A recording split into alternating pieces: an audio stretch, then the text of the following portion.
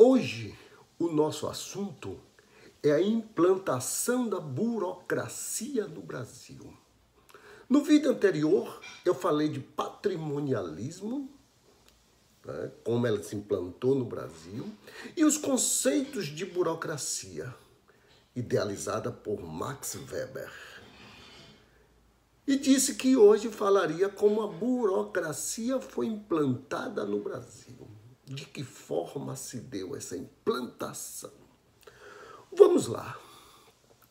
Hoje nós vamos falar da burocracia no Brasil, de 1930, início do governo Vargas, até 1955, início do governo JK. Bom, vamos lá. O capitalismo tardio no Brasil dava os seus primeiros passos. Mas o Estado brasileiro ainda guardava no seu âmago, no seu mais recôndito de sua alma, todas as características do patrimonialismo. Tá? Getúlio Dornelles Vargas chega ao poder e começa a dar os primeiros passos para a implantação da burocracia. Ora, tudo isto é feito para atender às novas regras do capitalismo e o estado do bem-estar que estava sendo implantado em toda a Europa e iria chegar ao Brasil da forma brasileira de ser. O estado do bem-estar social, idealizado por John Maynard Keynes, dá os seus primeiros ares da desgraça no governo de Getúlio Vargas. Ora, muda-se todas as formas de pensar, o patrimonialismo ainda resiste, as elites conservadoras nos mais diversos estados resistiam à perda de poder que a burocracia trazia para essas elites. Resistiram o quanto puderam. Quando Getúlio Vargas implanta o Estado Novo, de 1937 a 1945, Getúlio Vargas implanta a burocracia. De que forma? Ele cria o DASP, que é o Departamento de Administração e Serviços Públicos. O DASP era o responsável por toda a organização do Estado brasileiro. Aquelas decisões que eram tomadas na casa do governante, no palácio, junto com familiares, eu retiro tudo isso e levo para o aparato administrativo. Porque burocracia, eu já disse a vocês no vídeo anterior, quer dizer biro, quer dizer escritório, quer dizer local de trabalho. Eu saio de dentro de casa e levo para o birô. A indústria sai do fundo de casa e vai para o birô, para a burocracia. Eu não tinha mais produtor individual. A produção era industrial e eu precisava de uma burocracia lá instalada. Ora, a burocracia, ele começa, Vargas, desmontando alguns estados no Brasil, o que causou muita resistência às mudanças. Por exemplo, na Bahia, Vargas nomeia para interventor como governador do estado da Bahia, um estado conservador como era a Bahia, e é a Bahia. Ele nomeia um tenente cearense para governar o estado da Bahia. Sabe que cidadão era este? Juraci Magalhães. As elites conservadoras da Bahia ficaram empolvorosas. Não aceitavam. Getúlio Vargas criou no Brasil o que na administração pública nós chamamos de insulamento burocrático. O que é o insulamento burocrático? As melhores cabeças pensantes do país vai pensar políticas públicas para esse país. Olha só, no governo Vargas, no Ministério da Educação, você tinha como ministro Gustavo Capanema, você tinha como chefe de gabinete Carlos Drummond de Andrade e o secretário de Cultura, Heitor Villa-Lobos. Olhe quantas cabeças pensantes. Esse Estado tradicional, ele vai perdendo força. O Estado do bem-estar social chega com toda a força no mundo. O Estado do bem-estar social, idealizado, como eu já falei, por John Maynard Keynes, é para contrapor o socialismo ao comunismo soviético. O comunismo soviético começa a tentar espalhar os seus tentáculos para o mundo, exportando revoluções na África, nas Américas. E o capitalismo tinha que dar uma resposta. E qual foi a resposta do capitalismo? A resposta do capitalismo foi levar bem-estar para a sociedade. Levar aquilo que as revoluções comunistas prometiam. Ora, então o Estado aumenta de tamanho. Eu disse a vocês que no patrimonialismo o Brasil tinha 7 ministérios, veja o vídeo anterior, 7 ministérios. A burocracia aumenta o tamanho do Estado, porque o Estado ele deixa de ser apenas um regulador de mercado, como prega o liberalismo, para ele ser um produtor. No governo Vargas eu crio uma siderúrgica para cada estado, olha só. E aqui na Bahia nós tivemos a siderúrgica, uma siderúrgica, a Uziba, que até hoje está ali na BR-324, que era do grupo Gerdau hoje. Era a usina siderúrgica da Bahia. A Usiminas em Minas Gerais. Né? Cada estado tinha. Eu comecei a criar bancos estatais. Todo estado tinha um banco estatal. Baneb, Banespa, Banestado. Cada estado tinha seu banco estatal. Até hotéis eu tinha estatal. O primeiro hotel da Bahia é um hotel estatal, que é o Hotel da Bahia, ali no Campo Grande, que hoje é o Hotel Wish. Tá vendo? Eu comecei a proliferar grandes estatais pelo mundo. O Conselho Nacional de Petróleo, que deu origem depois à Petrobras, que eu vou falar em outro momento, que é 1946, a criação do Conselho Nacional de Petróleo, e a Petrobras só é criada em 1953, no governo Vargas também. Bom, vamos lá. Esse estado do bem-estar social aumentou as despesas públicas, porque aumentou também o tamanho do Estado. E esse Estado, ele começa a espalhar seus tentáculos no Brasil inteiro. Os governos do Estado também tinham suas empresas estatais de distribuição de energia, a Coelba na Bahia, de água, a Embasa, né? E tantas outras empresas estatais da Bahia, e de Goiás, do Espírito Santo, do Rio de Janeiro, de São Paulo. Era um leque de empresas estatais, porque o Estado era produtor. O Estado não era mais regulador. A produção de energia no Brasil inteiro, Eletrobras, telecomunicações, Telebrás. Olha quanta coisa. Mineração, a Companhia Vale do Rio Doce. Era o Estado produzindo para a economia, que a gente chama de Estado produtor. Bom, a burocracia se amplia cada vez mais. Cria-se a administração direta. O que é administração direta? São os ministérios. A presidência da República são os ministérios, a administração direta. Eu crio a administração indireta.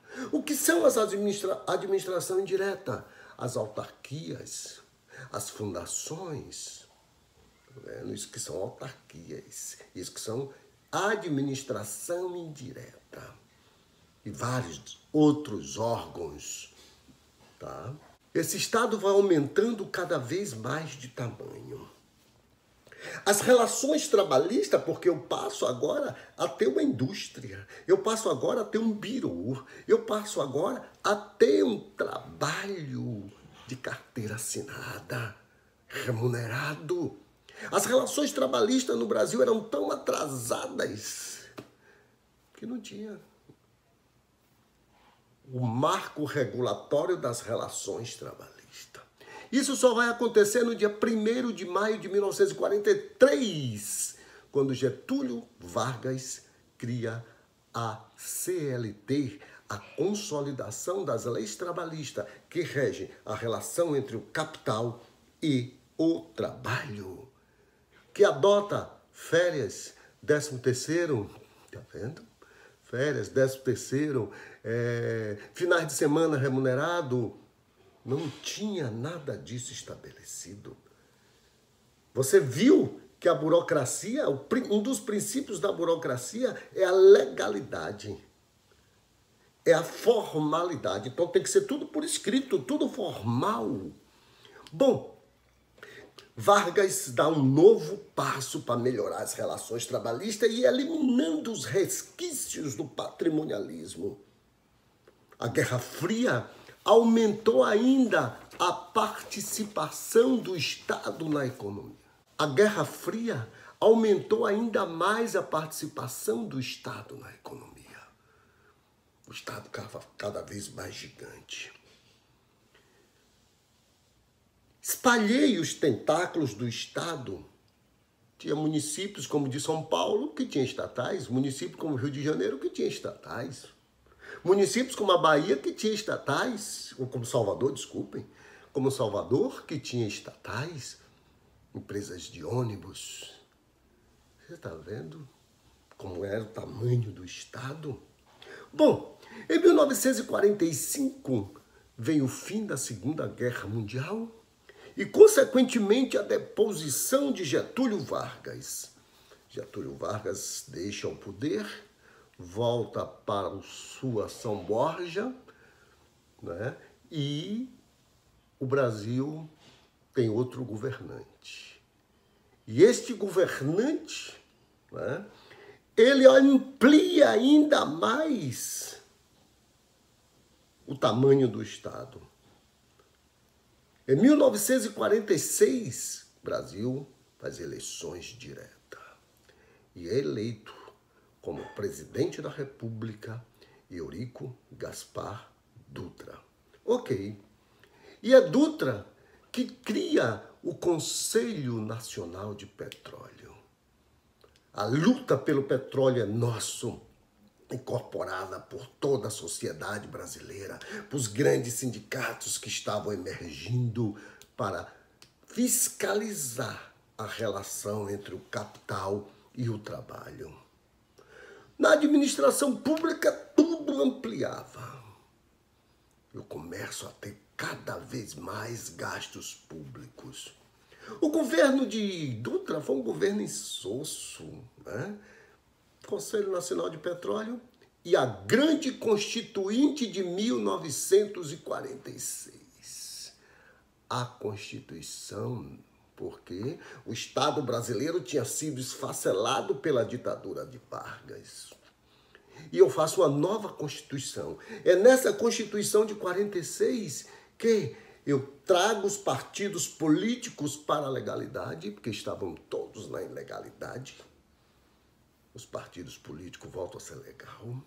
Eu dou condições de voto, a volta de exilados, que Getúlio exilou muita gente, inclusive baianos, né, como Otávio Mangabeira, foram exilados pela ditadura Vargas.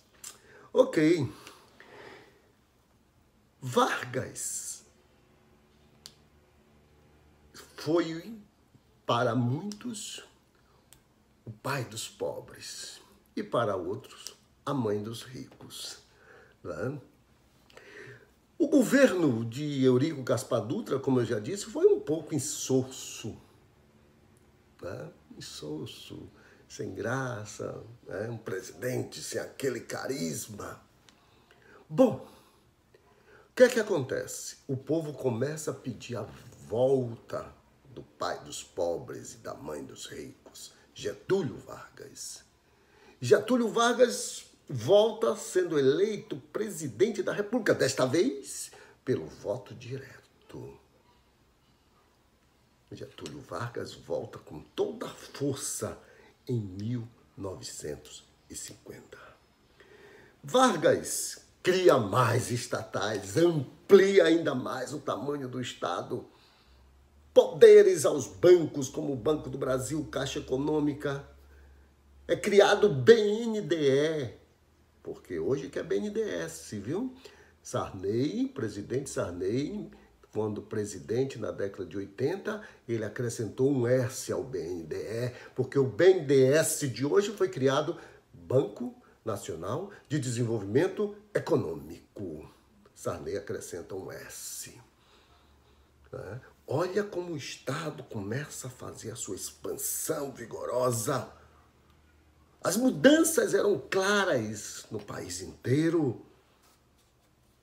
Vargas, apesar de tudo, mergulha o país numa crise, a oposição violenta ao seu governo, mas a burocracia estava lá intacta. Bom, o capital estrangeiro prolifera no Brasil para financiar o desenvolvimento. A luta entre a União Soviética e os Estados Unidos deixa isso muito claro. Nós vamos falar no próximo bloco, no próximo vídeo nosso, sobre como os Estados Unidos entopem o Brasil de dinheiro, sobretudo no governo de JK, para promover o desenvolvimento e não ser presa fácil para as revoluções socialistas. Tá. A crise fica tão violenta que Vargas, no dia do soldado, agosto, Vargas sai da vida para entrar na história. Vargas comete suicídio. Cometendo suicídio, assume o seu vice. Mas isso é matéria para os historiadores. O que eu quero dizer é que durante todo esse período, o Estado brasileiro só fez ampliar o seu tamanho, aumento das despesas públicas, aumento cada vez mais das relações, da relação do Estado com a sociedade. A mão invisível do mercado saiu de cena. O Estado produzia petróleo, o Estado produzia energia, o Estado produzia telecomunicações, o Estado explorava minérios. O Estado era o dono dos fatores de produção. Esse era o estado do bem-estar, atrelado a uma burocracia gigantesca. O tamanho do Estado era gigantesco. E até hoje, a gente ainda tem resquícios dos saudosistas, do patrimonialista. Até hoje, sobretudo em nosso interior do Estado, dos estados do Brasil. Por hoje, eu vou ficando por aqui. No próximo vídeo, nós vamos falar da burocracia do governo JK até a ditadura militar. Passar por todas as crises, mostrar quanto de dinheiro entrou no Brasil para promover o desenvolvimento do Brasil. Abrir estradas, portos, aeroportos. Essa foi a construção do Estado brasileiro que vocês estão acompanhando aqui conosco nesses videoaulas para a gente cada vez mais levar informação para a sociedade. Até o próximo vídeo e fique com Deus.